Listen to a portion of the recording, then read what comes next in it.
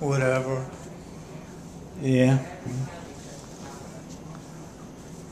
But I couldn't do that. If somebody said you can't, I wouldn't. In a situation like the stamps, Yeah, well, they said, yeah, you either couldn't. that or I'd have went to the NASA people and say, look, I'm not making the money I would like, and Right. I got kids that have to go to college. Do you mind if I take some stamps up with me Yeah. this time? Yeah. And if they said no, I wouldn't do it. Yeah. Because there's got to be a reason for that. They don't want this speculation. Well, they didn't And the want program. it. The reason is very simple. I think they didn't want to cheapen it, so to speak. That's what I say. Yeah, just Yeah. to cheapen the whole thing, keep it on more of a professional level. But I don't know if I told you. I probably told you before. The girl I used to know across the worked at well, one of a couple people I knew over when I used to live downtown. She worked at Hopkins at NASA because you know they got the NASA thing over at Hopkins, and she was really into Star Trek. Star Trek, William Shatner. She was into Star Trek. She worked at NASA. She worked with Oh, that. in other words, they were perfecting some of the stuff that they show on a program to be actual. Well, it was what it was is the people, and she wasn't the only one. There was a lot more people like this. The people that are at NASA today and back then and in the future, these people were all fans of Star Trek, and they really are into that whole thing. And even though now they're doing the real space, they're really doing the real thing, they still think about all the, and that's why a lot of the people in NASA are really into that, the Trekkies, what they call Trekkies. Isn't that crazy? I mean, you would think that, but the one thing inspired them, and that's all they think about is Star Trek, even though they're in NASA. So, There's a lot out there.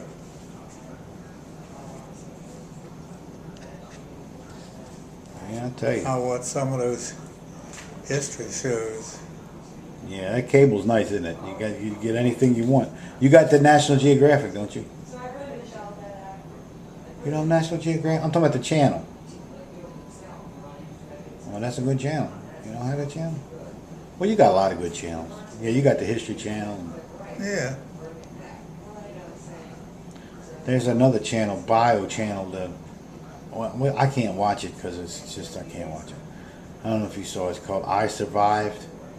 You see any of that? Oh, that's crazy. That's hard. I can't watch it. I shouldn't even tell you about it. I mean, all these terrible things that happen to these people. Some terrible thing, some horrible crime, and it happened to these people. And they somehow made it out alive. They might have been hurt real bad, but they made it out alive. And they'll sit there and tell you the whole story about and da da da da da. And then he came in and cut off my arm or whatever he did. And they'll tell you the whole story. I survived, but it's hard to listen to. You know what I mean? Because it's like the person is not making this up. It can really happen. But the stuff that's out there in space, I tell you, they better have a big broom out there and sweep some of this stuff away as it comes down, headed towards. Oh, you mean all the litter? The litter we got? Well, a litter, and it's also stuff from meteorites and the like. Yeah. There's supposed to be one big one going to come close to the Earth now. Well, I say close, but Yeah, well, it won't be that close. it won't be that close, no. I don't think you'll feel the wind from it or anything Yeah. like that. But a lot of people, speaking of litter, Mount Everest is full of bodies. Oh, yeah. Yeah, they didn't make it. Nobody can get them. Can't get to them. That's crazy. Well, somebody next generation or second generation will go up there and they'll say, well, look what these people in the 20th century look like. Look at these simple suits that they're wearing. Yeah, that's a good point. Yeah. Because everything changes over a 5-10 year period. Yeah. Technology is amazing. Yeah. Of course, the old saying, somebody told me one time the difference between intelligence and wisdom. About a second. Huh? About a second. No, I haven't heard that. About a second? Yeah, about a second. No, I heard what you said. I don't know what you mean. What do you mean by that? That's the difference between it. 1 second. 1 second you're scrounging around, and next second you're an expert. Okay. All right. Well, it depends on how you define those two words. But Expert is a trip under pressure. no, intelligent and wisdom is two different things. Totally opposite things. Intelligent means that you're sophisticated enough that you can build that machine. Wisdom means you know what to do with it. In other words, it's one thing to know how to put it together, but it's another thing to use it wisely. Usually use it appropriately. You know, it's like dynamite. Dynamite's great if you want to. Dynamite was the greatest thing in the world. Alfred Nobel with the Nobel Peace Prize. He invented dynamite. It's a great thing. They made the roads. They made bridges. They could do all this thing with the dynamite. But then somebody else decided they wanted to use it for war. You see? So it's, you know, it's just like you got to have the wisdom to use things appropriately. More wisdom is influenced by money. Well, yeah, that's probably so. Of course it is. Yeah. You don't have the caliber of people that you had years ago today. Honor. You don't have that. Yeah, I know. I do think that Wall Street and the banks are one big casino. You get that feeling. Yeah. They figured they could get as much as they could. Yeah. And they weren't looking beyond the point of making money. Yeah. And you know what Michael Moore has said now? I like Michael Moore. He's dead? No, Michael Moore. Michael Moore. What about him? You know what I'm talking about? The film. I thought he said he was dead. No, he's not dead. I said what he said. What he said. What did he say? The filmmaker, you know, Michael Moore.